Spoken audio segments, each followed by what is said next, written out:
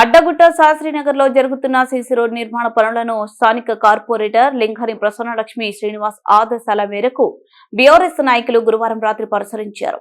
Secunderabad MLA Padmarao Goud సహకారంతో division లో అభివృద్ధి పనులను త్వరితగతిన చేపడుతున్నామని ఆమె తెలిపారు. బస్తీ కాలనీల వారీగా నెలకొన్న సమస్యలను ప్రజల ద్వారా తెలుసుకుని వాటి పరిష్కారానికి కృషి చేస్తున్నట్టు ఆమె పేర్కొన్నారు. గత కొంతకాలంగా పెండింగ్ లో ఉన్న రోడ్డు సమస్య పరిష్కారం కావడంతో బస్తీ వాసులు హర్షం వ్యక్తం చేశారు. ఈ కార్యక్రమంలో బీఆర్ఎస్ నాయకులు లింగాని శ్రీనివాస్, ఇస్మాయిల్, రామప్ప, రాజు, మల్లేష్, శ్రీశైలం, భిక్షపతి, కుమార్, బస్తీవాసులు పాల్గొన్నారు.